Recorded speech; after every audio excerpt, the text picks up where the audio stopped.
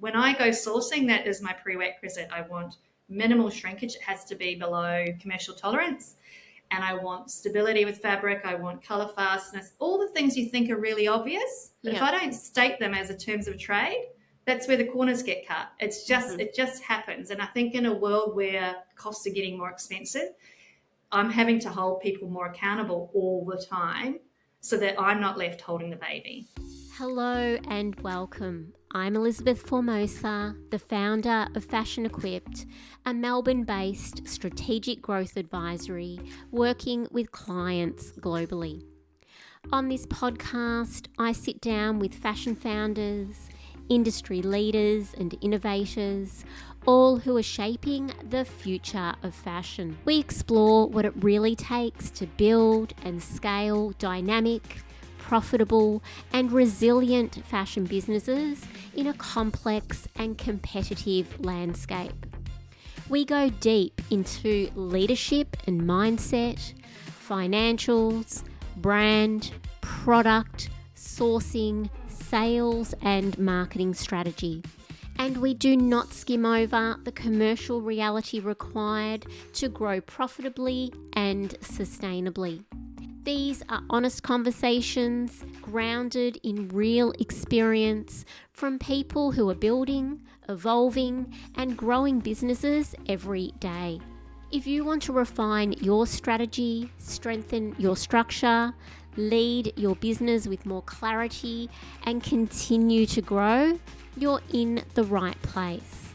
Let's do this together. Let's take your fashion business to the next level. Welcome back to Fashion Business Mindset. Today's episode is one that I've genuinely been looking forward to sharing with you.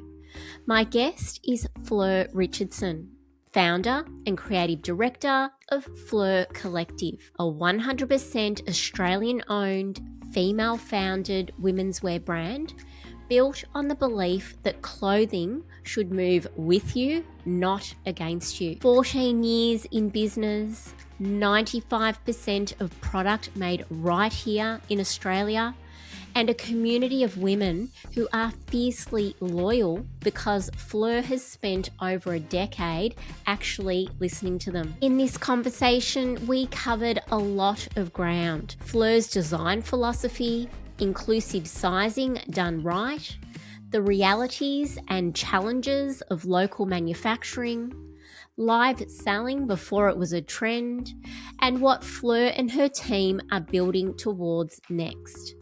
Fleur is a dynamic woman in business. She's commercially and creatively driven and extremely authentic across everything she shows up to do. Towards the end of this episode, Fleur and I had a really open conversation about where AI is at and the reality of adopting it in any business. If this topic resonates with you, head to the link in the show notes to join the waitlist for our upcoming Claude for Fashion workshop. I'll have an AI expert joining me, and together we'll bring both sides of the equation. I'll be coming from a fashion workflow and business solutions lens, and my co-presenter will bring the technical AI expertise. The topics we cover in the workshop will be shaped directly by what you tell us you need.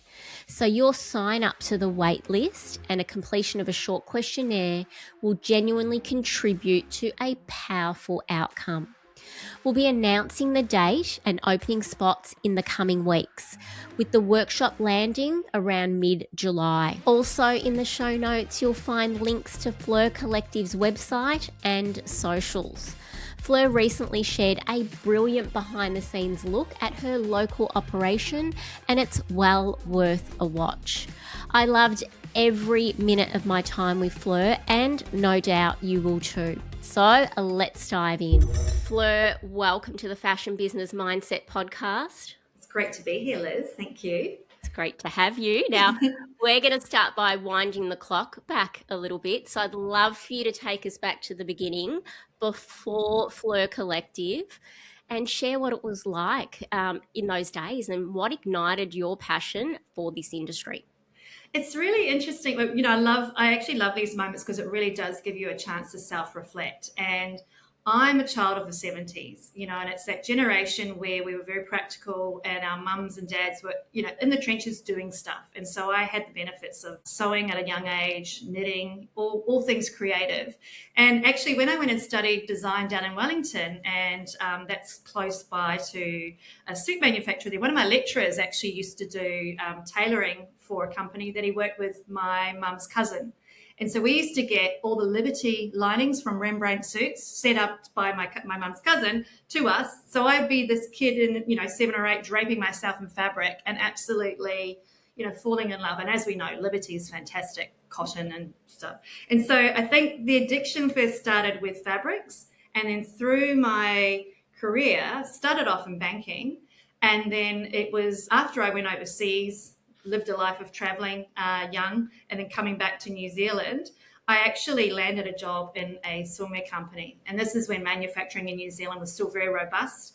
And I had an exposure to a fantastic factory organisation, great systems. The 2 designers were crazy as cut snakes. So you got to see the full fabulous flow, and then through to the operational precision and people and everything. And at that time, I made I was at a crossroad. Do I go and study further into accounting, or go and study fashion and actually go deeper into the whole creative side of it? So it's been there as something that's in my DNA, I guess, in the sense of just being curious and playing around. And then it was kind of, I wanted to develop it further to not just be a number cruncher, however that comes in good stead, holds me in good stead, but also to just be able to have that flair of frivolity and also the commercial results from fashion too. And I think that that's what keeps you going. So once I studied with fashion, I graduated and ended up getting a fantastic job in menswear. So I've been exposed to swimwear. I've been exposed to menswear tailoring at Cambridge Clothing in Auckland. That company transferred me over to Melbourne right when all the export duties were getting reduced. So we were bringing in import brands for menswear. I had the luxury of being able to go to New York and be a buyer for a brand for a couple of years before I moved on to my next role. That one was a product development, specifically helping R.M. Williams go offshore with some of their production. So I've just been exposed to great business and independent business too. And I think that that's at the heart of what I do here. And I know we'll get onto this later on, but I think that, as I build and as you grind, because it is a grind, it is a real, like it's Kate Bush is a theme song, running up that hill, running up that road, it's constantly keeps you on your toes, but there's something there that you just love, and it's that energy. And so, my path brought me up to Brisbane, and I knew Sasha Drake from my time in Melbourne, and we started working together right at the startup stage of her business. And after 9 years, I took a year off. I had the luxury of taking a year off life, and I became a beach bum, and I completely immersed myself in every Ken Follett book I could, and lay on the beach and just lived with my mum and was a golden girl for a while. And it just gave me the means to recharge before I sort of stepped back in. And actually spent a bit of a stint in fabric, like in a fabric knitter here in Queensland, which is a very rare setup because obviously primary resources being produced in Australia almost don't exist, and they're kind of the last bastion. So having that exposure to raw material was fantastic as well. And then my paths crossed with Lena. We hit the ground running again. I'm very drawn to dynamic women. I love the energy. We went into partnership. We created a brand, known for 7 years as Lena Broughton. Then during COVID, we rebranded as Lena and Fleur. And then finally, because, I'm not one to move very fast, this year we finally rebranded to Fleur Collective after 4 years of me buying Lena out of the business. So from swimwear to menswear to raw materials to womenswear, I'm now in my happy place where, I get to create beautiful, meaningful things for a community of women who are so receptive and so warm and generous and kind. And so it's kind of like a win-win. Yeah, such a diverse background in the lead up to having your own business, which no doubt has served you well. It seems like you've got that real balance between the commercial and the creativity, Fleur, that I believe serves you very well doing what you do today. And I've got to say, a lot of business owners will either be super strong in one or the other. You seem to be balanced. Would you agree with that?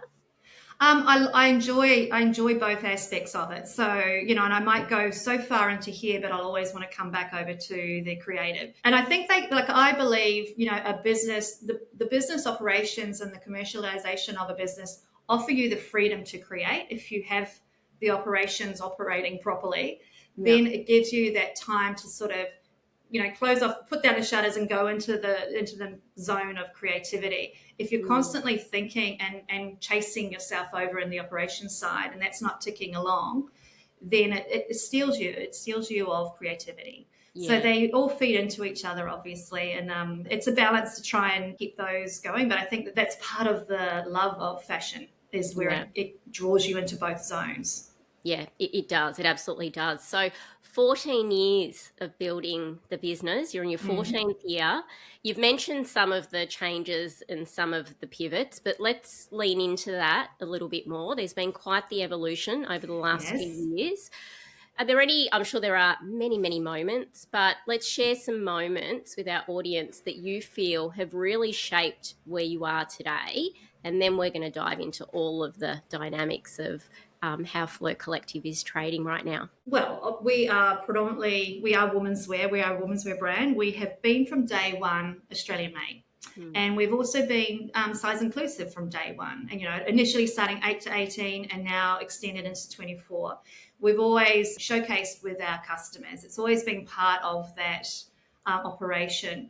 And I think one of the major breakthroughs for the brand was actually opening up to our customer, making her feel seen and actually giving her that platform where she could collaborate in a way without moving too far away from the brand DNA as well. And so it's been a really cool journey where we've had people come and go, we've had new people come on board, and they still experience the same experience as people did in the very beginning. So I think that speaks really strongly to the team. The team are very much the same as well. We all share that same enthusiasm towards making this a fun place to come and work at, and also having great people around us. So one of the pivotal moments that we experienced is actually we were hustling for that wholesale representation, and we had that fully represented, but we also knew the power of online. And so this is at the early stages. Again, we've been here for 14 years, so we're very much street hustlers here. And we decided to shut down our wholesale avenues at that stage, and we had great representation with shopping networks on TV and, the wonderful team at Bird's Nest and so forth, which we loved. It was always fair and equitable there, but we just knew that we could reach our customer better because we were almost having two economies come through. You're having that gatekeeper effect through a different buyer's eye, and then you were having a direct customer who had a whole different want and need. And having that direct access to that customer was the pivotal time where we could actually continue to create the product that we knew she wanted, as opposed to a buyer who might, buyers get fatigued with brands as well. And so you've got as much to entertain them as you do the end user. And we just wanted to have that end user. And it was so valuable. I think as I mentioned the community, and you'll hear me talk about it a lot, having that primary access to, having that direct access to your primary audience is imperative to you evolving your product daily, regularly, even just understanding, people's change of wants and needs as well. And so that was a real pivotal time, bringing it in-house, not hustling to have ranges out to agents and so forth, and really doubling down on, Facebook meta ads at the time, and just really getting a broader reach. We are still sold to the Australian market. Where we sell internationally is when one of our customers has gone overseas for work, and so that's the expat community that we also service there. But we are 100% sold in Australia pretty much, and there's still a huge market here for us for what we're offering, and so that's just something we keep on happily servicing in this climate too, as in the physical environmental climate, where it's such a unique climate to sell to, as opposed to what you experience seasonally around the rest of the world. And of course, we've had some fun things that have also, from a business leadership point of view, where we've gone to Tony Robbins things in Las Vegas and done the whole rah-rah. And that just shifts your mindset. It just lets you dream big. It lets you think about things, in a different perspective, especially when you're operating in a small city. Yeah. where you're not exposed to bigger business around you as well. And then obviously I think what has also been really pivotal for me is 4 years ago, I bought Lena out of her share of the business Yeah. at a time that we have all experienced quite a substantial shift in e-com, in consumerism, in economy. And by jingos, that's kept me on my toes. No, but it's that thing. It's the adrenaline that this industry brings up in you, and you just have to be slightly different to work in this game and succeed. And tenacity is mandatory for you to be in this. And that's one thing I am. I'm stubborn, and by doing that, I kind of got to really. I just felt like we hadn't achieved what we wanted to achieve with the brand, and so by going all in and investing, it's given me a really good insight as to where I want to take the brand and what other things I want to create. Because I like business, I like possibilities. And so Australia is a great country. I'm very privileged to be here. And it's really exciting to think what we could create. And so I'm not ready to hang up my hat yet. You still got me around here for a while. You're definitely not hanging up your hat. No. I feel like you're just getting started on many levels. Yeah. So I'll recap a little bit there. So Fleur Collective is Australian owned, female founded, predominantly made locally right here in Australia, and sold exclusively direct to consumer. Yes. And you've already answered most of my next question, which was basically why this business model, why this customer, because you've had so many changes and you've come into this there's different evolutions, different chapters in business, and then you took over the business yourself. You're in full control, and you could have really taken it in any direction that you've liked. You've explained some of the commercial side around wholesale and how meaningful that was at the time. But then, like every business, there's different pivots based on the commercial landscape or perhaps your vision as the leader. But is there anything else that you want to share about this? Maybe more about the customer, because why this customer? And as you said, you're direct to consumer, so you can serve her, you can connect with her. I know that you and your team innately know her, and she knows you and your team pretty much by name, not just what you're selling and why you show up every day, but there is that close connection, which I think is very, very unique to your brand. Most brands try to do that, but with your business, I can see it's threaded through the entire business. It's part of the DNA, basically. So, maybe just talk a little bit more about the business model, because as I said, you could have chosen to go in any direction. So why this direction? I think, I want to take a step back, because actually I forgot to mention this was a pivotal change too. This is before really online sales, as in the meta through Facebook started. Yeah. So I mentioned before we were selling through a shopping network. And, that was great from an order volume and obviously from an acquisition point of view. But it was really clear, again, it was a limited product offering. And because we released weekly, we went, why don't we just do this ourselves? Because we can then sell our product the way that we want to sell it. And so we started doing that through Facebook back in, I would say, 2017. Yeah. So we've been doing that for a while, and that gave us then that direct communication as well, obviously with Facebook and comments and the love and everything like that, and the not so love, talking about our shoes and our watches and our lipstick, as does happen. But our woman is primarily underserved. I'm sure you've experienced, Liz, when you go, we all love to shop, or I love to shop. I love to go into a shop. I'm a real bowerbird. I like to collect things. And then 9 times out of 10, as a woman in my 50s, I know that it's going to require me. And I can do this because I'm in the industry. I can tweak something. But if I'm not that way inclined, then it's a real disappointed that it's yet another validation that something doesn't fit me off the rack. And so we often have feedback. We, as I said, we design here in our studio, in our factory. We're working with sizes 8 to 24. We're catering for Australian bodies, most female bodies, but at a certain stage. So we know that after childbirth, after, your hormones start to come into play more predominantly, that things shift. And so we're highly conscious, and therefore we're really factoring in that challenge that women feel. And all of a sudden you wake up one day and you go, that doesn't fit me how I want it to feel. And I'm fiddling at work all day because I'm not feeling comfortable, or I'm just not feeling fabulous.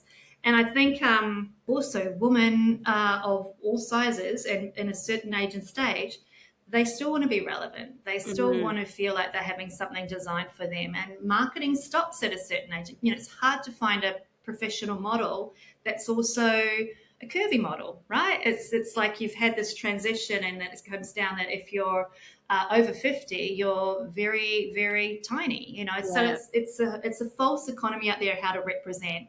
And so we work with our customers, as I said, for our UGC photo shoots.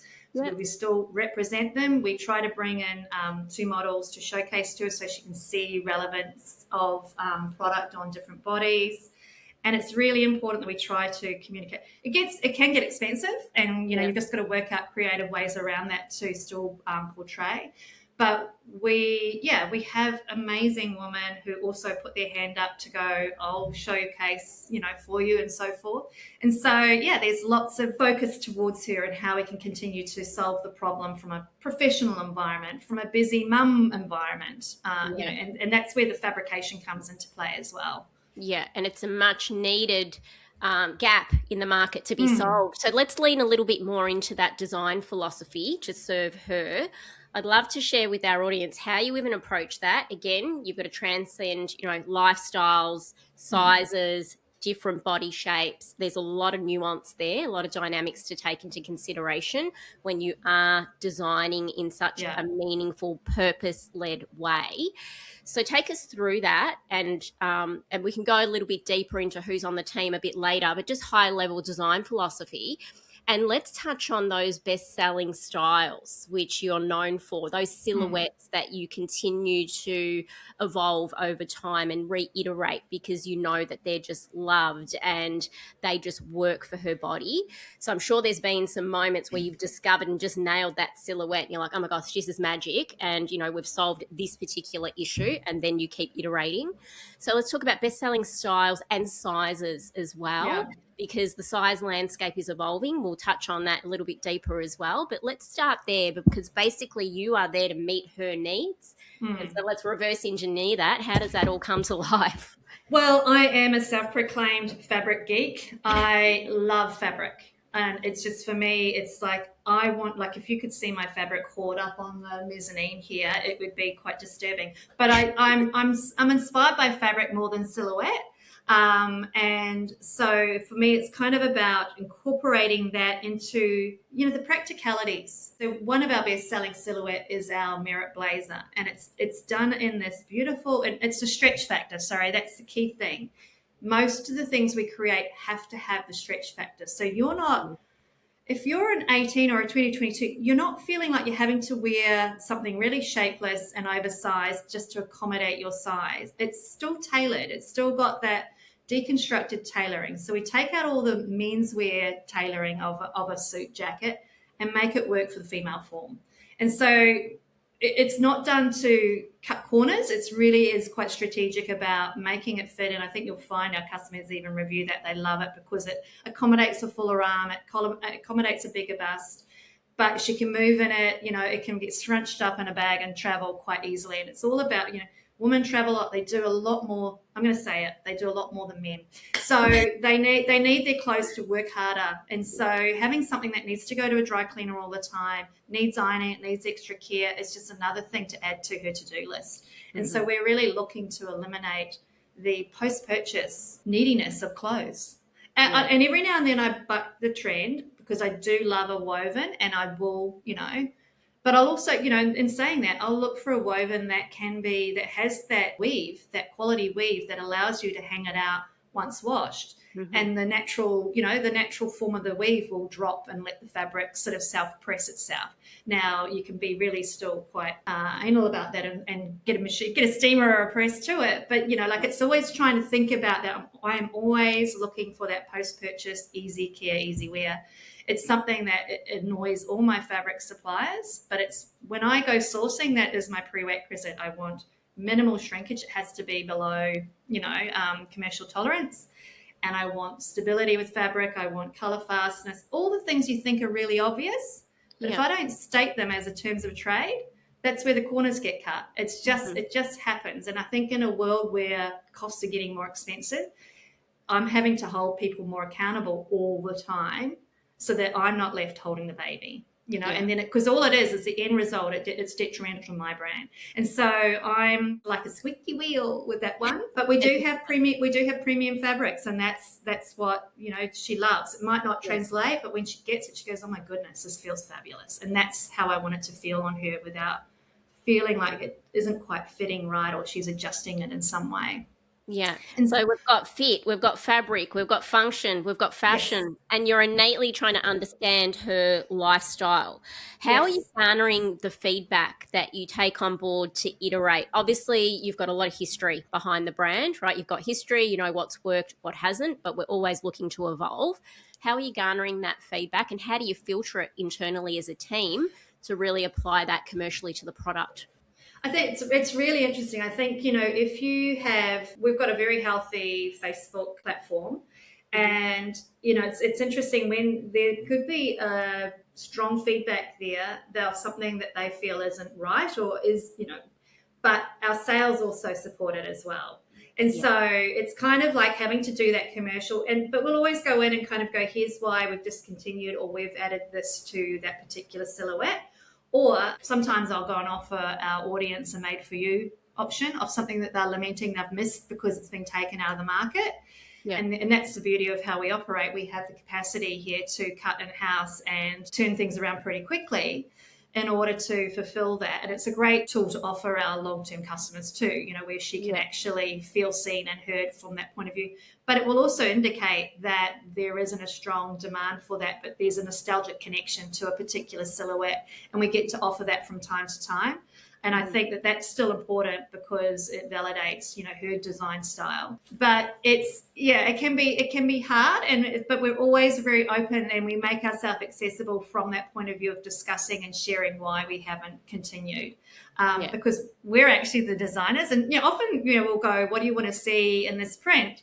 And it'll be something so disconnected from a fabric that you kind of go, oh, this is why I can't do that fabric, because that's a woven and this is a jersey. Or the fit won't be the same, because jersey is magic. It allows for so much to happen on your unique body. And that's why it's been in the market for so long, because it's the most, I call it a feminist fabric, because it allows you to get on with things without having to, again, high maintenance. We've got enough high maintenance in our life. So I know. When you talk about the fabric, I just want to go like that, because I just know, like, I've been a size 6 to a size 16. I don't know, probably about a 10 at the moment. But I just know, like, the worst thing, and I wear a lot of blazers. And the worst thing is when you're just trying to move, even get in the car or whatever you're doing, or you're getting clothes off the rack, you're in the office and you're moving about and you feel that restraint. Yep. And it's awful, because we need our clothes to serve us, right? It's a car movement, right? Where it's restriction. And that is actually our test with jackets. It's like, okay, drive the car. All right. Yep. No, that's too restrictive. Yeah. So I love that. I love you thinking through all the dynamics. So you mentioned the Merit Blazer. Is there anything else, anyone tuning in who's like going to be going to your website? What are the must-have pieces? Like, what are those key styles that just sell time and time again that, this woman just cannot miss out on to serve her lifestyle? Oh, I want to share a story with that, the whole scuba, our soft suiting, our scuba crate, because we had a beautiful collection in our tech stretch fabric. And it was this, when I say tech stretch, it was a name we gave it because it was like it wasn't a bingaling, but it wasn't a ponte. It was like if those two had a child, that's what it would be, because it had all that beautiful cylindrical stretch. And then something happened during COVID where the quality got compromised. We were doing big business with this locally, and something happened during COVID where the quality got compromised, and I was producing it, and things were starting to happen where stitches were making it fall to bits and everything. And as I said, I'm a real stickler around fabric. I tried to work with my supplier. They were going, it's not them, it's you. I independently got it tested to go, actually, it's you. Do we want to rectify this? Do you want to lose this business? And they chose to lose the business. And so for 18 months, I had nothing in the market. And so the soft suiting came in as a alternative just right when blazers started to, work core became a thing. Yeah. And I needed to fill the market with something that I could still, meet. I knew it wasn't going to be the fabric that worked on all bodies, but the lightweight of this fabric, and that's what I went, it's lightweight. As I said, we've got a unique climate that we work in Australia. It can be so volatile. It's meant to be cold and it's still warm. And I wanted this transition suit to come through and I wanted the wide leg pant, the semi-tailored without all of the stiffness of tailoring. And so came through the soft suiting collection, which was our Drew pant, which we do in 2 lengths, and our Merit blazer. And it just hit the ground running because it struck a nerve. I go and do meetups with, in certain parts of the country under the guise of traveling for meetups and also getting to see parts of Australia. But I catch up with customers when I do it too. And went to Tassie in January, and the women were just going, the Merit blazer is genius. That whole collection is genius. Because we've got women on the go, and they also might be grandmothers. So they're, picking up grandkids after stuff, but running a business, doing this, all sorts. And it just allows you can dress it up and dress it down, and it's low maintenance. And that's what I loved about it. That was actually a win. It was really exciting to see that gain traction because I hadn't offered that to my market for a while. We now have sourced the tech stretch replacement because in the 18 months that it was out of the market, I worked with local fabric suppliers, and none of them actually wanted this to source this business. And I really do want to kind of go down that rabbit hole a little bit about what we're facing in Australia with certain stages of wholesale businesses and where they're at their personal journey too, right? Because it impacts Australian made on a broader scale. But so then we've got the beautiful tech stretch. It's come back in, but that was my first foray back into offshore, which was awesome. And I got to add more bells and whistles, which is awesome too. And so we're on to our 3rd order with this, our reorder. It's a wonderful fabric, and it's great to have it back in the market again. Amazing. And we're going to talk about all the dynamics about Australian made versus having to for exactly what you've just shared. Yeah. Reasons sometimes. I'm very passionate about this. Yeah. So before we change channels and go deep into that, I just want to finish off the conversation around design philosophy and meeting her needs. So your sizes, you're going up to a size 24 right now. Sizing is very topical in our industry. We're experiencing some shifts, like kind of across the size ratios. So, and we know that inclusive sizing is becoming more available than ever, which is great, with some brands going from a size 6 to a size 30. Where do you see Fleur Collective in that conversation around sizing, and what works for you since you've been doing this since day dot? I want to be really transparent around this, is that there's a reason why brands stay at a certain size range, because grading, from between sizes is a technical approach. So you can contain the uniformity of that technical grade between those sizes. And then when we get to size 20 plus, it requires an additional grade rule to come in. And again, it's technical, but you then actually have to actually buck the system and go, that's a technical grade. That makes sense technically. It doesn't make sense realistically. No woman increases in her arm length, just because she's gone to a size 20. It can be that you can stay a size 18 on your shoulder and have a size 22 hip, so it starts to get very unique. And so we grade specifically for 8 to 18, and then we apply a different design rule. And in some cases, it's a bit argy-bargy to break the rules, because it's like, that won't translate. I need to stop the grade here and make this work so that she feels like she's getting the same dress and it's fitting her well. Or the pants. It's pants actually that are the biggest challenge, because pants are really hard to fit across any size. But that's actually what we're really good at, and we double down on that. And there's a whole lot of things, our woman can be a size 14 on the hip and size 20 waist, or she can be, like me, she's got a fuller thigh and a narrower waist. It's all different. We've got all unique bodies. And again, that's where the fabrication counters that. But we're kind of catering for 2 size grids in there. It does get hard. It does start to become more bespoke, because, it's not like you're filling up and being, as you're going from 20 to 22 to 24, unless I'm doing, because I am about form. I am about celebrating the form. I'm not about to do shapeless styles. That's where you can accommodate a broader range, because you're not tailoring to the body. And there's a want and need of that. I love the size inclusive brands that have all these beautiful dresses that are flowy. Like, I would wear them too. It's there for everyone. But there's a place for that. Whereas, we're having something a little bit more structured. It's obviously got more of a professional bent as well, or it's more occasion, and therefore I don't want her to hide behind fabric. I want her to step out confidently and own her shape and her size and her space, right? It's not about disguising. It's actually about celebrating whatever size. And so that's the fundamental outcome that we want for her, regardless of whether she's an 8 or a 24. And generally when they come in for a one-to-one style session, walk out feeling like something's been made just for her. Yeah, I love that. I love that. Like as you said, celebrate at any size, any shape. Can I just ask, you mentioned the different design rule for that 20 to 24 size range. What's an example of you pushing the boundary around the design rule with the argy-bargy? What's an example let's take pants as an example, that you're like, this just will not work. We've got to do something differently. Are there any examples you could share? Yeah, it'll be around the rise where I'm like, no, I don't like it. And you'll see on our actual leg measurements, if you're trying to gauge is that we start to manipulate in the rise, which is basically your seat up to your waist. Yeah. That's where the manipulation's happening, and you'll see the leg length actually shorten. And it's almost counterintuitive, but it's there because we're factoring in more for accommodating your fullness around your tummy and your lower tummy. Yeah. And then it's because therefore that's taking up some of the length of your leg.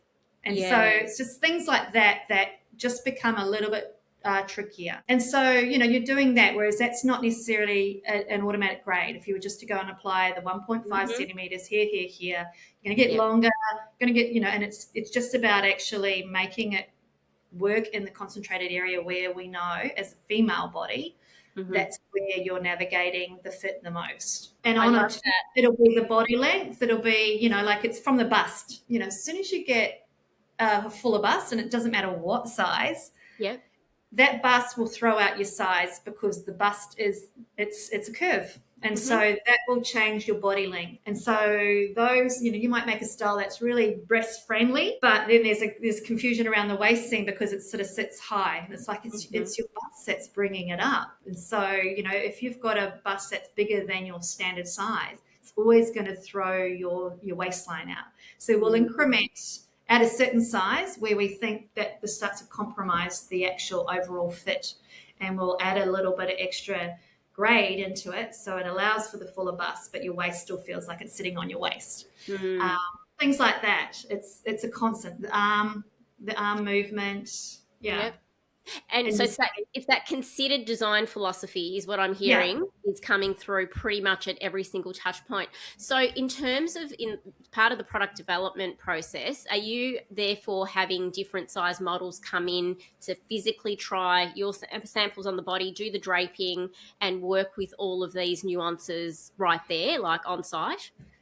We were very lucky where we used to have a team that we could rope in. If they said, if you read the small print of your contract, you're going to have to get stripped down and get in and have your measurements taken. That has recently shifted, obviously, as people come and go. But where we can, and obviously when we do photo shoots, we've currently got a size 16 and an 18 that we're working with. Okay. And that's also my final chance of coming in and going, I can see that that's not working. I need to add more body length. So we did a campaign shoot in Brisbane last month, and the beautiful Natasha, who's been part of our campaign for the year, she's our size 18. And I had this cute top coming through, and I took it and raced in for her to try it on to see how the body length was not right. And so we knew what to do, cut into that straight away. And so because we've got repeat silhouettes like our Drew, and the market's helped us refine that too. I'm always looking at return comments. Sometimes I'll reach out to customers and go, can you just give me a bit more feedback, especially if they're a high repeat customer. It's it's primary research. I'm not shy to ask for help at all if it helps making something a bit better. How many of your silhouettes are repeat, like each season? So is it 80-20? Like, what does it look like in terms of that percentage of units? A wise woman once gave me advice to stick to that. Every now and then as a creative, you kind of go, but we could do this. And so I do go a little wild because, when you do manufacture locally, you can create anything. So I've got to have my hands smacked a couple of times. But we try to stick to that because also when we get a winning silhouette, especially for our woman and she's working in, many environments, we want her to feel like she can, I love that silhouette, but I like that sleeve. And so if we have a winning combo, we will evolve the sleeve. right? Yeah. It's just a no-brainer. Don't overwork it. We want our clothes to be her go-to, not uniform, but men have the luxury of a suit. They can just change their shirt and tie. Yeah. We want to have that. I don't need to think about this too much, but I've got a pack and I'm going to take 3 of my suits with me here that I know are going to roll out of the bag really comfortably. Yeah. And I've got a bold color to make a point of difference, right? Yeah. That's the problem that we're solving there. And yeah, she just gets to sort of mix, match, and repeat on a lot of the product that we create. Yeah, she's buying into new color palettes. She's buying into new prints. I mean, you're very well known for your beautiful prints that you do right throughout your collection. So there's always plenty for her to come back for. So, and I love that. I just want to round out the conversation on sizing. So have you seen any shifts across your size range over the period of time, say the last couple of years? And are you looking to do anything differently, Fleur, in terms of your size range? Are you looking to add a size on either end of the grade? It's shifting. Funnily enough, for us, it's shifting down. Is it? Yeah, and I'm attributing that to lifestyle choices of which we know is happening out in the market. But I'm not shifting away. I'm not shifting away from my size range. I'm not at the moment. I want to keep on perfecting it. I think 9 sizes is a really good offering. It's a very good inclusivity. As I said, it starts to become bespoke as you go smaller and as you go bigger. And so I need to stay in my zone of genius and actually honor that 9 size range. Where I might change it is like we've done a fantastic Obi belt just recently, and I consolidated that into 3 sizes. It didn't make sense doing it 8 to 24. It works really well. We've tried it. I actually sent that to one of my customers who lives up north of Brisbane as my final try-on size so that she could put it on to go, yep, this works. So, that was also what I do when I need to have it on a broader size range. And then also looking at some of the things that we're creating where we do have a slightly more universal sizing where it's not so specific. But I ultimately want to, I do try to honor with our bouts where it is 8 to 24. I do try to honor our full size range there. Because regardless, she deserves to have her size catered for. Absolutely. Thank you for clarifying that. We're now going to dive into Australian made and supply chain. So as you mentioned, Australian made is at the heart of what you do at Fleur Collective. Let's share what that ecosystem looks like in practice, what your ethos is around local manufacturing, and how does that commitment resonate with your customer. And we're also going to touch on the small percentage that you are currently doing offshore. And you've already touched on why that came about, but let's just also share how you're approaching that extremely consciously. How we build externally with our customer is all about relationships, and that's no different internally. So it's with my team and with my producers and with my wholesalers, fabric wholesalers. It's a very small insular industry here in Australia. So I have very tight relationships with everyone. I know, I sit in an open plan production space.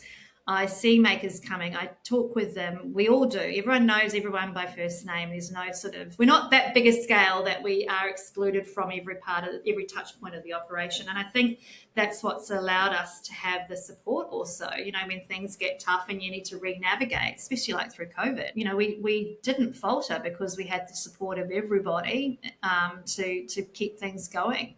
And just to give a comparative, when you source a maker, whether it's offshore or locally, the exercise of doing that so that you're both understanding your quality and your way of operating is exhaustive. It's like you're setting up a marriage, and so you don't want to have to keep on redoing that every time. So I'm not looking to move to the next cheapest maker. I think about these brands that are going, they have to keep on the scales of economy, keeping things cheap. And it's like, I couldn't, that's a busy job, right? And that's not how I want to be. I want to sustain. I want to be fair and equitable with our team and with our providers so that we're all getting compensated for our hard work. And so local manufacturers, most of the people I've been working with from day dot, there's not an abundance of them. And obviously being regional here in the Gold Coast, it means that there's less people around. And so what I have, it's a hustle to keep. I manufacture out of a wonderful factory in Melbourne as well, which is always a great excuse to get back down to Melbourne. Yeah. So, I'm always in contact with my makers. It's always, we have to be anyway from a board of registration compliance point of view too. It's all very transparent. Fair Work has access, the TTFU has access to all of our, partners. So that's the compliance there that we're held accountable to all the time. Yeah. And we're not in the business of wanting to rip people off. We're in the business of producing beautiful products. And we partner with amazing people who help us achieve that. Yeah. And then on the flip side, from an ethics point of view, with sourcing new makers, it is very much about, certification, class qualification. It's interesting when you start to look into this too. And I know we've touched on this before, Liz, where, in an ideal world, when you start to source manufacturers, there's this classing thing where it could be that you'd be surprised how many brands in Australia are working and they might be a D-class manufacturer. But when you look, and it's like about that scale of coming up to an A-class, and it's almost unattainable, right? Because it's the unicorn of all wonderful ideation that we've got this person that can create all this and do this, the best way. And when I mean A-class, it could be from a chemical, like you might have so much viscose in there that keeps them down on a certain quality or whatever. Yeah. It's still about having the relationship, seeing them face to face, eventually doing the factory visit, seeing the operation firsthand. But there's a whole lot of background compliance that we do. And I want a long-term relationship, because when you work offshore, it is a lot of communication. Mm-hmm. It's by no means easier. No. It's just another way of operating. But what it offers is, and this sort of touches back to the fabric supply, it offers innovation, it offers newness, it offers relevance from a trim, hardware, fabrication. And as we are in Australia, it's a small market. And what I've experienced is that all my beautiful fabric suppliers, like I go looking for business from my fabric suppliers. I don't have a lot of them coming to me. I have some still working as a true wholesale. Yeah. But if I want something, I have to go out and source it. And it's like, whereas you used to have them knocking on the door going, hey, do you want this? And it's because they've exited out of the industry as well. It's an aging industry from a fabric and trim wholesale. And so no one's waking up going, I think I'll sell fabrics today, because, that's now managed offshore. It's the reality of our industry. And so, that makes it harder to be innovative back here with on-trend kind of trims and finishes, because we don't have the technology here to sustain that. Yep. So I've tried to do denim here, and it was an epic fail. I needed to be in the city to be with the provider to manage the whole process, and it just, we ended up putting it through our zero waste because it just felt well. Wow. And then when we did do it offshore, we worked with Outland Denim through their Cambodia factory, which is a fabulous story. But that wasn't cheap, because why should it be? It's a challenge where people want us to be ethical and cheap. And it's like, well, sometimes ethics costs you, so it won't necessarily be cheap. I'm not a brand chasing the bottom line per se. It's like I want to be able to partner with a manufacturing place that has a great, has the great fair and equitable operation. Yeah. And it's a constant try and find. You might not get it right the first time as well. And we have to be allowed in our industry to be making constant improvement, and we might have a misfire, but, it's an autocorrect and get on with it. It's, it takes so long for something to be created that if some way it went a bit awry, you have to correct it, but you can't hold a brand accountable for that all the time when something just misfires. It's just such a long time and process as well. Yeah, yeah. There's so much to unpack there. I'm going to go back to the heart of local manufacturing. You've mentioned some of the things that are not working, like around sourcing, trims. Obviously, as you rightly said, who's waking up wanting to go into the fabric business? There's a whole shift in terms of society and professions, and not to mention AI. We won't go down that rabbit hole just yet, but where do you feel most at risk with local? Because let's face it, here we are, 2026, and you've kept it going for this long, and the majority of your collections, like what is it? Is it 80%, 90% of what you make? It's 95%. 95% is made here in Australia, so you are doing it but as you've mentioned, there are some limitations around innovation. So hence you've started to explore, well, you kind of, I guess your hand was forced through the tech stretch scenario that you Yeah. needed that in your collection. Australia could not serve you. So that was a logical start for you being offshore. And as you said, you've done your due diligence there. But with Australia, where do you feel you're most at risk? And have you as a business looked at this and said, look, there's going to be an attrition and we need to gear up to have a plan B around this? What does that look like when, you're doing your future, forecasting for your business? Yeah. Oh, look, I think I've become, a fabric wholesale warehouse, like I'm now having to buy fabric in bulk as my fabric suppliers close down their warehouses. But so therefore I'm holding, my cash flow is consumed with holding 6 months worth of fabric because I have to meet a minimum, so that's a challenge too, right? And so the reality is, and obviously in the last 18 months, everything's skyrocketed and I haven't increased prices and I'm really conscious of it in this current climate. Yeah. But it's a reality, and to look for ways to mitigate some of my cash flow drain from the raw material, holding and everything. I have a responsibility to my partners that I've been working with for a while. So it's not like I'm just going to go, that's it, we're all offshore. As said, that is equally as invested time-wise. It's like we invested in the Pathfinder cutter 6 years ago through the Modernisation Manufacturing Fund. We were lucky to partner with the government on that one. And that actually has probably saved us exiting earlier in the sense of being able to have that primary resource managed by a computer cutter because no one's reskilling. So I know that there's an initiative to help re-energize this. It's a little bit horses already bolted kind of situation.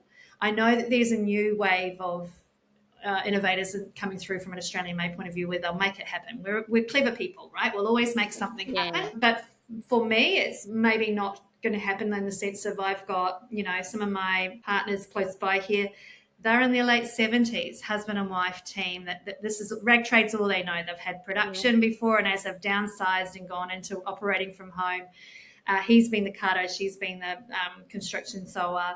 And, this is just what they want to do until they stop. That's on borrowed time. And that's a very, I then refine what I offer them. But I want to keep giving them work because they want to keep doing work too. And I love that. I love that energy. But, it's a difference of as it shifts, people reach out, you try to sustain the workload, but it's not like I don't have an increased production that I'm doing as well. I cap my quantity so I'm not overproducing, and you can only supply so much. So it's very much working with the people I've been working for a long time. But again, it's not a young resource. No. And I guess from a risk mitigation perspective, you've got to be thinking about that long term. This is the reality. That's the biggest thing. Yeah. I think if, like a lot of our customer views us through a commercial lens. And I think that there's definitely a demographic of customer who have been privileged to see Australian made in its heyday and, come through. And I'm not denying that our business has been built off that. And I'm not, I'm here set up achieving it. Whether that's going to be the future of the brand in 5 years' time, I would like to say that there's still a component of it, but it might not be the 95%. Because the reality is that the skills and resources and technology are not here. And I think I want to take a step back and go, we as consumers are demanding more from our products. And that's we're not excluded from that, Liz. I think we see a lot and we're influenced a lot. And there's an expectation then the last experience you had is your next expectation.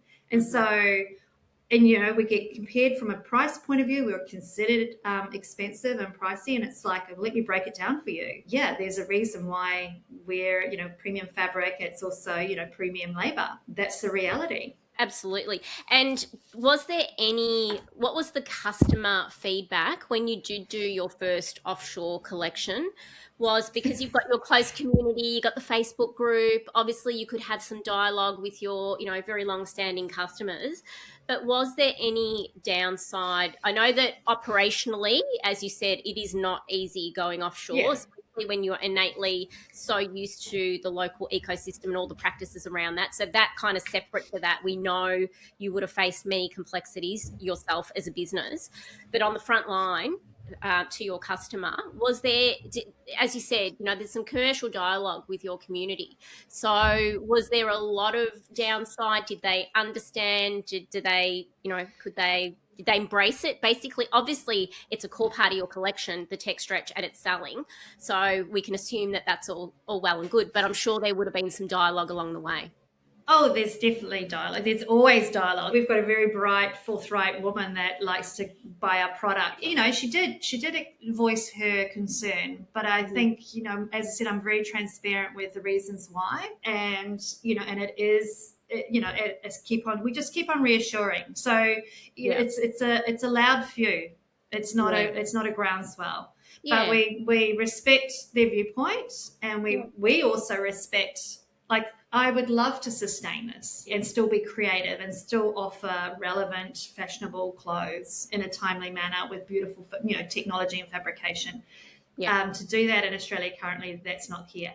But we're doing really well with what we've got, and I'd like to think that continues. And as I said, we just keep on opening up. I'm very, I actually answer any negative response, because I also don't want my team to become like in the firing line. I just step in and go, here's the reality of operating with this particular product category, or why I've done it. And it's well received. And there's always going to be a few that are not happy with change, and often we'll actually get, oh, Motto did this when, la la la, and now look at them, right? They're going gangbusters and they've got a strong audience. I think we shift, and there's an ideal that we hold, and I think also because we are a small independent brand, there is a degree of everyone feels like part ownership, and that's part of the community too. And so it's from a good place that their intentions and their concerns are there, and then from a commercial reality, there's also that's weighing that only I know about. And so that's what I try to share, is some of the commercial realities of why that decision has been made. And I think you do that very well, because it's authentic. Like, every decision you're making in your business is conscious and considered, and you're not making decisions like this, in any lighthearted manner. There's a true reason behind it, and you are a purpose-led business. So as much as I think it can get tricky when you've got, customers firing questions at you, at the end of the day, you've got reason why you're doing it. You can only voice that, share, take them on the journey. And unfortunately, it's not going to resonate with everyone. But as you can see, you've used Motto as an example. There've been plenty of other businesses that have had to evolve over time. And like you said, you're committed to doing as much in Australia for as long as you can.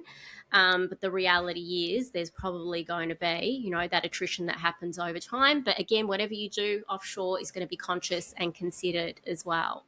So, and that's what I love about, I think, the ethos of your brand is that authenticity, and it comes through in everything that you do, Fleur. One of my ideals is that I always kind of go, if I was a brand that eventually shifted offshore, I actually wouldn't wind down this operation. If I can sustain in some capacity for other brands, the local manufacturer, that would be something that would be great. Like, as a startup brand as well, like, you don't, you still have to get decent quantities to go offshore and start up. So even having that local start, that's something I would always, while my makers are still able to make and they want to make, I would still try to keep them employed and engaged in what they do so well, because it's such a craftsmanship that, once it goes, it goes. That's right. We don't want to be another Yellowstone story where we see, the old buckle builder over there phased out. So where we can sustain it, I still want to be proactive around that as well. It just may not be for me eventually. And I encourage everyone who's tuning in to go to Fleur Collective's socials, because Fleur's just done an amazing tour of her operations and HQ and talks you through the entire process, and you'll be absolutely blown away. I don't think you can really articulate in words exactly what you are doing operationally. So as you spoke about, even like the Pathfinder, the cutting, like everything from the development to the pattern making to your Mm. trend, your design inspiration. You basically took us through everything. So I love how you're being more vocal on socials around the entire process and the meaningful work that you're doing, because I had the pleasure of visiting in person Yes. and I was completely blown away. 30 years in our industry and I've never Yeah. seen a business model like yours. I'm just Well, like, that's what I said. wow. It reminded your and Carly's face when you came in, and I went, Yeah, oh, this is just so ingrained in our day to day that we forget about how cool it is. it's And really recently special. we had a Saturday corporate styling session where we had 15 women come in, and Yeah, we started it in the factory, and we said, oh, we'll just give them a little sneak peek. I yeah, couldn't get them out of here. Like, it was, come on, we've got to get on and go and try clothes on now, girls. But it was like so genuinely fascinated and impressed by how we operate here. So it's great to do that for the team and myself yeah. as well, to sort Mm. of make it know that some of the tricky stuff is really worthwhile because it's appreciated. Yeah, I love it. I'm going to link that reel in the show notes so everyone can go and have a little virtual tour of your Oh, house. thanks, Liz. It truly is special. It's a special, unique model and definitely Yeah, something to be proud of. So everyone needs to see we it are. first. Yeah, thank Um, you. I can't believe we're not even halfway through. Okay, I'm going to speed this up. We're going to go a little bit further. We've been chatting for over an hour already and we haven't even got into behind the scenes. But let's touch on, we know it takes a village. Let's touch on who you're working with behind the scenes, who's on the team, how does all of this amazing work come out to the world on the daily. So let's do that. Let's just do a little shout out to everyone involved. Right. Well, buckle up. We have a team of 15. We've got a customer experience dispatch component. We still fulfill from our own factory. We have a design and production component. And then we have the marketing machine, marketing and digital. I'd say it's kind of equal numbers in each area, in the sense that, when you do onshoring, it's a very in-depth process. Yeah, so through from the design, I've just brought on this year a lead designer, and she we've actually worked together before at Such a Drake, so she understands our customer from that aspect and has a broad exposure to product and womenswear as well, which is great. She's gone and worked overseas and then come back in. And she actually is based in Brisbane, so allowing a little bit of flexibility from the remote to onshore is fantastic, because again, being based in the Gold Coast, it's really hard to attract talent. Also, that's not surfwear, because that's the reality, is a lot of people come in from that background. The digital team, because of course, gone are the days when you just create a collection, take it to market and sell it through, agents. We now have to do quite the production. And so we've got the wonderful customer experience team who come in to showcase the product weekly. The marketing team film it, they create ads from it. They try to come up with creative ways to keep us in front of mind, ways, because it's such a busy information highway these days. And they're constantly working on our next campaign shoot and studio shoot. It's so much going on behind the scenes, and a lot of it is in the digital. We're often spent the weekend on our website making notes for Olga, who's coming back from the Ukraine. I always say we're a global brand because Olga goes to the Ukraine for a little stint from time to time, and we're like, oh yes, we're just coming in. But yeah, she's coming back down under, returning back from home, and we're going to go back into refining. So it's websites, it's all the touch points that are happening. My pattern designer is, Lynn's been in the industry for years and years. Judy's been in the industry. They share so much knowledge. Lisa's, she's in the pattern grading and marker making. Ian on the cutter, he's been a former welder before, but the funniness of the correlation of his experience with CAD, with steel fabrication, completely translated through to fabric, and he understood the technology, so he can work with Lisa to print off the markers and set the machine up and everything. It's really cool to see. I think that's what's so pliable with our industry, is how you can have that crossing over. The dispatch team are amazing. I know they say never to say your business is, you've got a team family, but We're a very diverse age group as well, and the connection is really strong. And we don't do overtime. We work really hard during the time that we're here. It's a beast. It's like we're about to go live now with our weekly release, and that happens now at 12 o'clock. So well, I think 12:10. If anyone wants to meet the team, they just need to go to your socials, because your team do feature heavily, which I absolutely love. And speaking about your 12 o'clock going live, let's talk about this distinctive model that you have built. So regular drops, live selling. Actually, it's a blessing and a curse, Liz.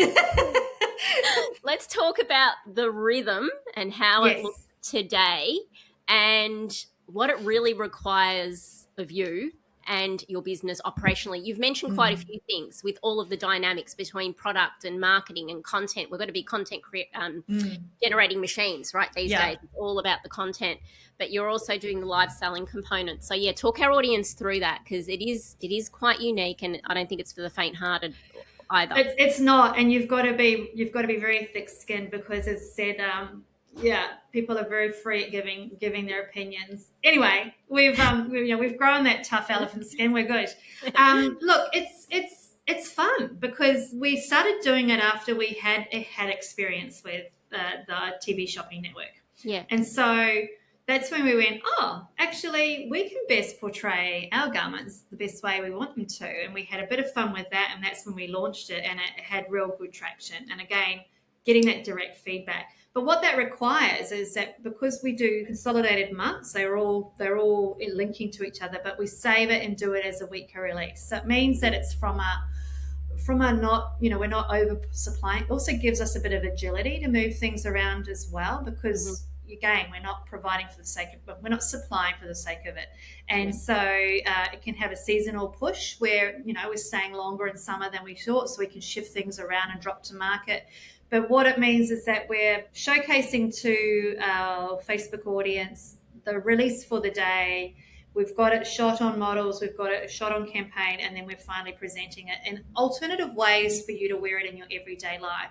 So it could literally be, we might have presented it as an event occasion, but we're now going to show you on us and on our team how we would wear it. So it's just taking it into everyday life, away from, say, an intended functionality. And that happens usually on a Tuesday and a Friday. And we're looking to wind down just to the Tuesday, because it is a lot. It's a lot to sustain, and we want to get our customer back into that kind of weekly buying pattern, as opposed to coming in for the newness every week, because there's only so many prints as well that if I want to do a print service, I don't want to flood the market with a whole lot of prints for the sake of doing it. And and things have shifted. We used to be predominantly a dress brand, and then COVID came along, and hey presto, everything got turned upside down. And so it's just navigating the shifting market and being able to keep on providing her with things that she wants. So that requires a bit of production and involvement and styling and coordination, because I'll have an idea, Tracy will have her own idea. We've got Rachel who's just come on board. We want everyone to be wearing it as they would wear it, so that it actually, again, it's that authentic presentation as opposed to the salesy pitch, because all the clothes are produced for us as well, so we want them to be portrayed in a way that you would style it. Yeah. And what is the communication with the customer during the live selling? Do you get a lot of engagement? Do you find people are attending live? Are they watching it back later? I know that you would repurpose all of that content across your channels, but what is the uptake? Like doing that on the 2 days a week, as you said, you might go back to one, but what is the engagement like while you are actually live? Oh, I think it's we've had our heyday with that, Liz. I think we've been doing it for 9 years now, and our customer as we have a very high repeat customer. Yeah. So she's very well versed with how we sell now, and we've got her in that. She's now engaged online. We've got other touch points as well that bring her to educate her. And like the Facebook, we do sneak peeks prior to the live as well. And because it is an evolution of silhouettes, she's very confident with what we're offering. Yeah. And so there's less engagement about the product now, and it's more direct to style, our style with our customer success, helping out independently. But also I'd like to think that, the site's evolved so well with the product categories and so forth, that every answer is kind of solved there. And then we obviously have barriers to purchase where we're sort of, have try with mirror or something like that to take the guesswork out of it. And I think because with our increased quantities and so forth, it took away a little bit of that FOMO shopping, the scarcity model, which we couldn't sustain, right? Because obviously you're constantly annoying people if your stock sold out. And so, I guess a little bit of that urgency and the excitement around getting something and being able to shout, I got it, but you didn't, kind of thing, that's gone. And in a way it's a good thing, because it's not sustainable that way as well, from wanting to scale and grow as a brand too. Yeah, understand. Well, you were well and truly before your time with live selling, because it's all over marketing trends right now. For 2026, the number one thing is to jump onto live selling. I was like, Gary V, get with the program, will you? Good old Gary. I was going to reference him and I thought, was that a good thing or not?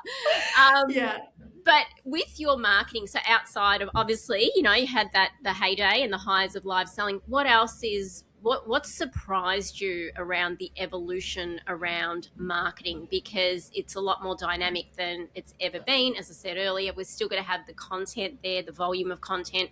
The content landscape has also shifted quite heavily.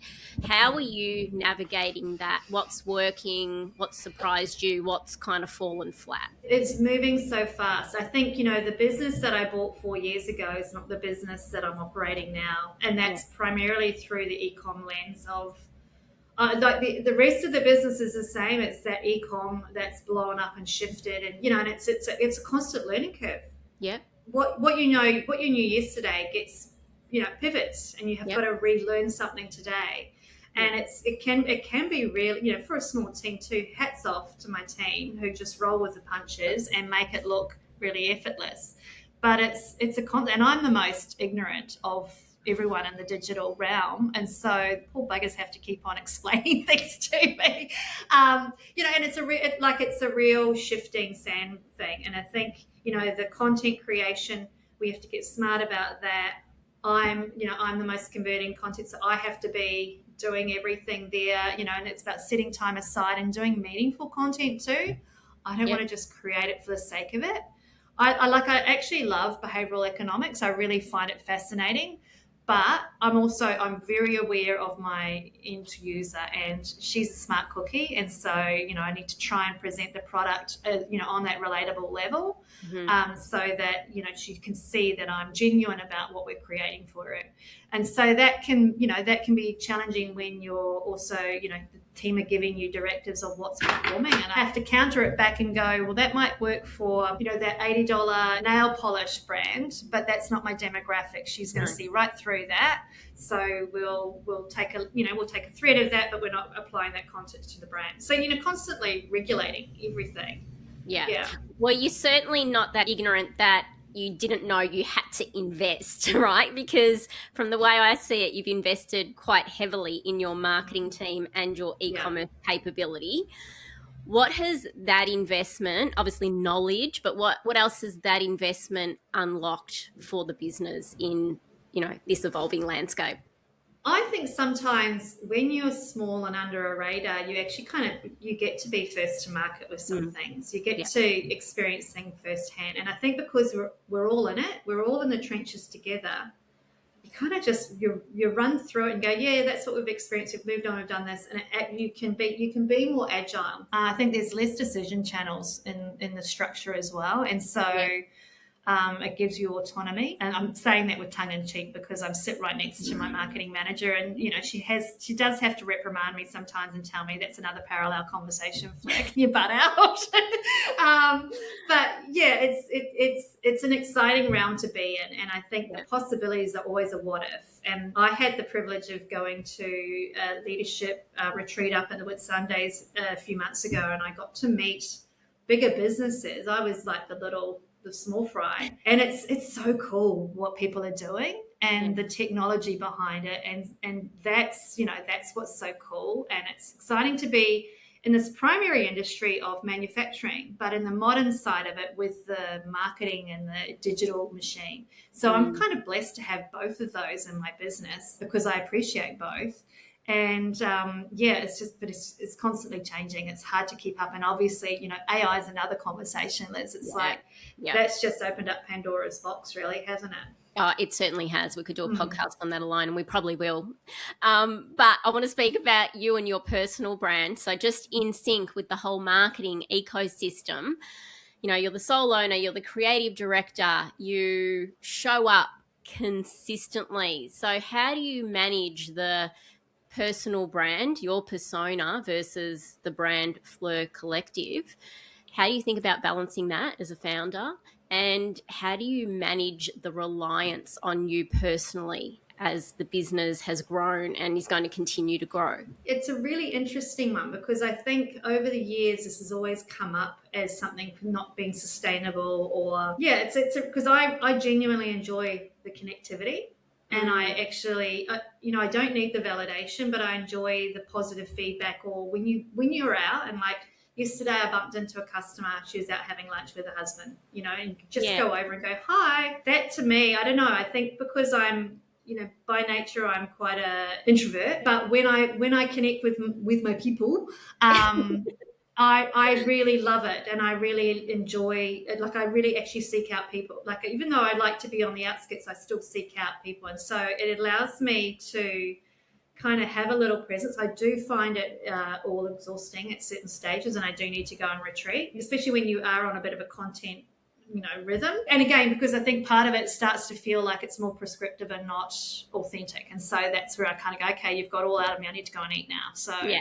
we'll resume again tomorrow. I enjoy it.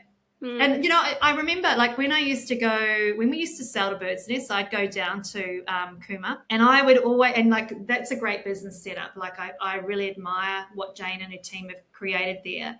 And you'd walk in, and Jane would be sitting perched at the end of a desk and amongst it all. Yeah. And and she comes in and is a bit of a face of her brand as well. And I just think you can have both.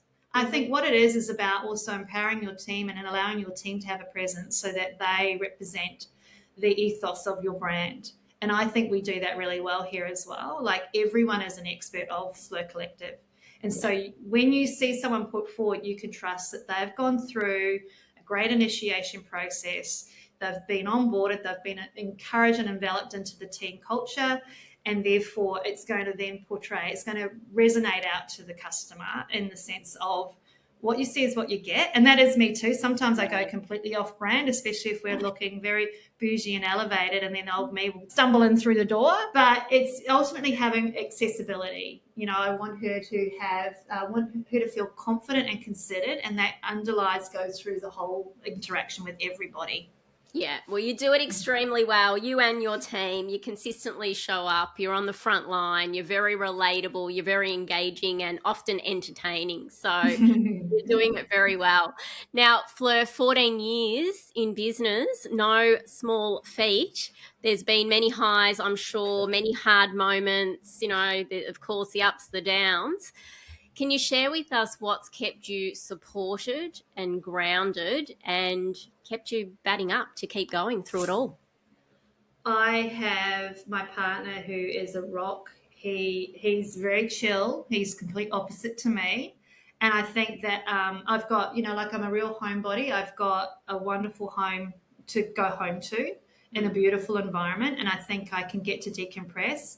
I've got a very supportive team who are very, we're a group of women. We work together. And so it's a very nurturing, supportive environment. And so we read each other's moods and whatnot. We allow the space, we allow support. We have, we've got an EAP system that I encourage everyone to use. I use it myself from time to time, just to disconnect a little or take a bit of pressure off. Wine has also been a great support. I don't want to advocate over drinking. I'm a one pot screamer, so let's just get that in perspective. It's just, coming home and decompressing a little bit. Yeah, it's not much. It's been a lot. It has been a lot, especially the last 18 months. It's been tough. But I think, knowing that there's actually more transparency around small business too, where people are sharing. Like I connected with Tara from Proud Poppy, and I think she is just an amazing woman, and I really admire her tenacity. And, it's about being able to be accessible to other business owners and sharing your challenges and your wins and everything, that that you're not in this alone. And Yeah. so sometimes it can feel very lonely, but you're not far off for reaching out and actually seeking support and someone to be in your cheer squad as well. So I've got good people around me, and I think it makes everything feel a little bit more achievable. So important. Absolutely love that. We've just got to have our crew around us, don't Yeah, we? Are yeah. there any books, podcasts? You mentioned your experience on the retreat, which I absolutely love, but is there anything else that you consume kind of, on a regular basis that helps to kind of fill your cup, whether it's personal development or business development? I am in a podcast rabbit hole. I'm consuming everything AI at the moment just to get my head around, what this means.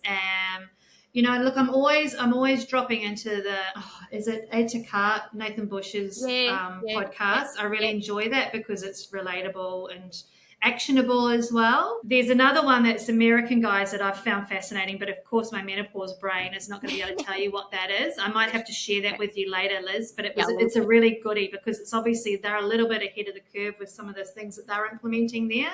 Yeah. So it's opened up really good conversations with Olga, my digital manager, to be able to go, oh, what about this? Why don't we try that? And so, yeah, books, I can't concentrate reading a book at the moment, so I'm very much in Audible land. Yeah.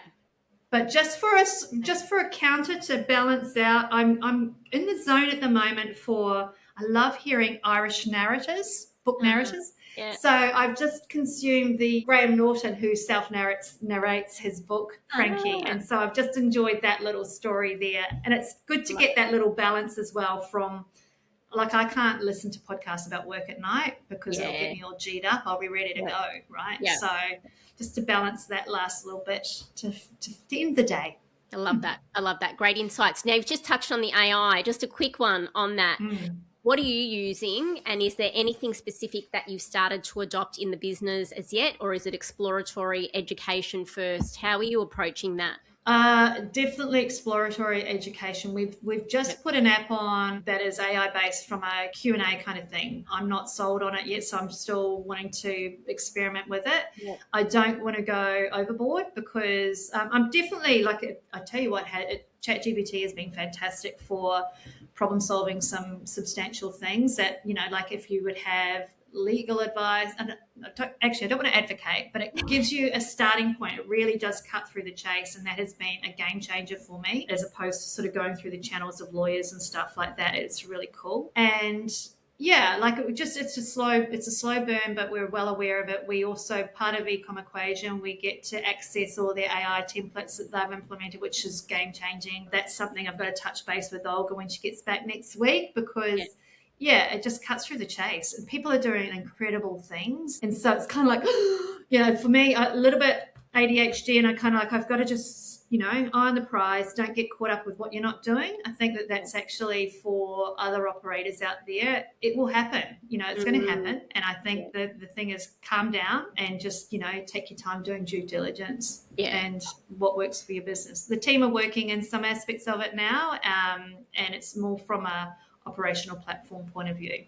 Yeah, love it. I think doing your due diligence is very important. We're absolutely loving it. We're diving into all things AI at Fashion Equipped, and Claude is featuring very heavily. So we've opened up our wait list. I noticed you jumped on for our Claude for Fashion workshop, which I love. And I think we'll be doing that in July. So, and it's going to be really curated to what fashion businesses need. So it's workflow first. What do we need to solve in the business? Yeah. And then AI second to come in and support that. So I've definitely loved ChatGPT. Like, I've been all over that for the last couple of years, but Claude has really blown my mind. And look, there's a new platform every day. But Claude, I can see, can really support those key pillars across brand, across product, across merch planning and financial analysis. Again, not to replace the human element, but to help synthesize and put frameworks in place and just make, just help us to work smarter, not harder. So we can do all the other things that, are the real game changers in the business. So I can certainly see it coming in, supporting us, lifting us all up to elevate and really, focus on those high impact tasks, which I absolutely love. I like to think that with the AI that comes into the business, it might alleviate some workload pressures that were there previously. But we always, in our industry, we always fill it up with something new. Like it's something always, so therefore you focus your attention somewhere else. Yeah. So that human factor to AI will always still have that push pull. And I think you've got to have the human to be able to know whether it's right or not as well, to be able to have that, go through that lens with it.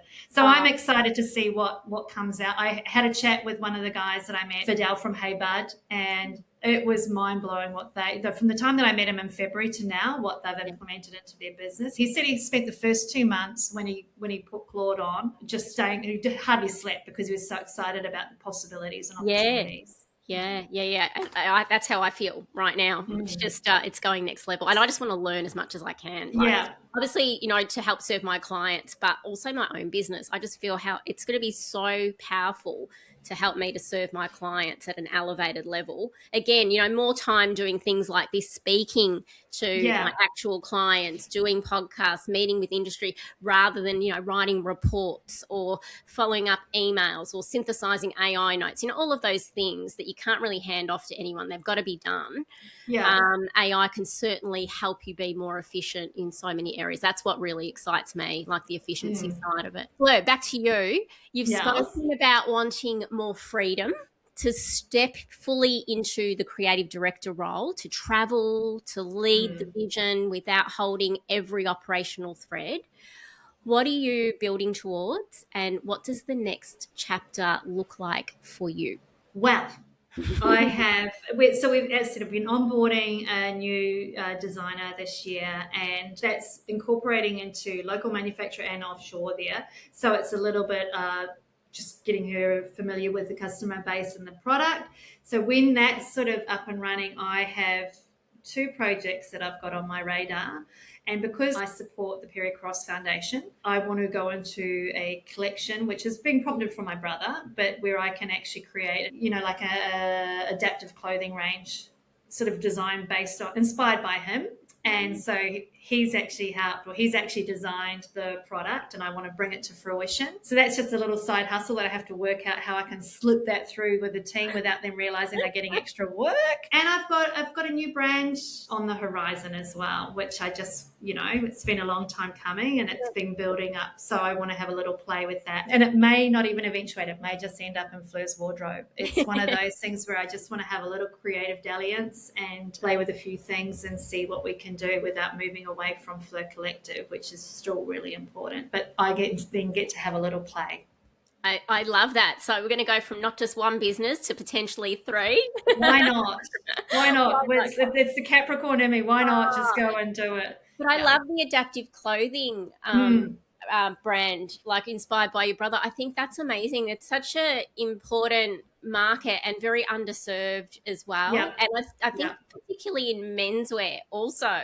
There's quite a lot in women's wear, but no, I don't see menswear featuring all that heavily. And I think what we've got is also a great angle, which I think I won't go into it too much. Yeah, I love the product. And he's really chuffed with it as well. And it's one of those things, it's like, I think it's brought us closer together as well, in the sense that he's designed this and we've made it come to fruition. And now I've got to actually develop the product. Yeah, which absolutely. I love. I think that's so cool. Like the fact that I can do that, it's very cool. Well, watch your space, everyone. Yes. We'll be doing a podcast just about that one. Now, Fleur, to finish up, what excites you most about the future of fashion and where Fleur Collective is headed, and where you're personally headed as well? I think what really excites me, I'm really excited about technology. I'm really excited about how things are evolving and how fabric and construction is all evolving. It's all about the practical end product. As I said, I love fabrics, so I'm really excited to see what comes to market, especially from that sustainability point of view. Like I know you posted from Catherine from Sans Beast, her latest campaign. That is exciting to see that new, was it the olive, extracts? Anyway, the beautiful non-leather leather. Yeah, so all of the different blends of like plant-based leather. Yes. Is that what you're talking about? Faux leather, obviously. Yes, beautiful. I love it. Such a clever name for a brand too, right? She's a smart cookie too. But I love to see that, because I think that, our industry gets a hard rap. Yeah. But we've actually got to allow time to evolve and innovate. And so it's happening. And so I'm excited about seeing these shifts. And it usually happens higher up, right? It's always the elites that are created, that have the resources and the funds, but it trickles down. And the trickling down of sustainable fibers, and so that's where I want to go on that journey. I want to bring that more into, but without compromising the fit too. And so it's just about finding that raw material. But that, for me, as I said, it's my ultimate challenge. I want to still solve this problem, but allow this evolution to happen. And so I'm going, hurry up, bring it to market. I want to go on a fabric sourcing trip. I want to travel more and see innovation firsthand, because I love the creators, and it's right down. It's the brass tacks of where it's cut and where it's manufactured and everything. I want to be part of that, because it's really imperative to me to understand how my products come into market. Absolutely. So that might incorporate a bit of travel either side. But I am a homebody, so I like to get home to the dog. Me and Gloria, we do like to cuddle on the couch. And so there's lots of opportunity around that. And I think, as I said, with the intention of playing around in the two brand areas, I think that'll keep me pretty busy. And I don't want to take it too seriously. I think I don't want to go into that with a commercial outcome. No one said no one ever, but you know what I mean. I just want to play and see what can come through. And if at the end of the day I create a little collection from that adaptive clothing point of view that happens to have interest, then I'll double down and go serious on it. Yeah. So I just want to present that something to a small audience here for now. Yeah, absolutely love it. Let your creativity run free for a little bit, and then bring the reality, the commercialities in a bit later. That's it, right? Yeah. That's so inspiring, Fleur. Thank you so much for sharing. Thank you for pulling back the curtain of Fleur Collective today. What a dynamic, authentic, purpose-led business. All the good things. We love everything about you and your business. So congratulations to you and your team. 14 years, not for the faint-hearted. You're doing it and you're building it and you're going from strength to strength. So congrats. Can't wait to see what you do next and share that with the world as well. So thanks so much for joining me. Oh, thank you, Liz. I want to say a big thank you to you as well, because I think it really means a lot that you've had champions of industry on your show, and it really means a lot that you've also got a small independent, because we all make up the wonders of our industry. And so I'm hoping that this will give someone hope to keep on going as well, and that we're inspired by big and better, but also down in my size of business, it's also good to see, and hopefully that someone will be inspired by this as well. They absolutely will, and you are a champion of the industry as well. So thank you. Thanks for your kind words. Thank you for listening to Fashion Business Mindset. If this conversation resonated, I'd love to stay connected. At Fashion Equipped, I work as a strategic growth partner to fashion founders and leadership teams, helping them bring clarity to complex decisions, to strengthen structure, and build more profitable, resilient businesses. You can head to fashionequipped.com.au to explore our advisory services and to join the Monthly Edit, a curated monthly briefing sharing industry shifts, strategic thinking, and practical ideas to help you continue to move your business forward. If social is more your space, you'll find us at Instagram at Fashion Equipped and at Fashion Business Mindset. Wherever you are on your journey, my intention is simple: to help you work more strategically, lead more confidently, and build a successful fashion business. If you're enjoying the conversations this season, I invite you to leave a review. This really does help the podcast to reach those that can benefit from it. I'll see you in the next episode. This is a Guide Your Light network production, creating podcasts with purpose.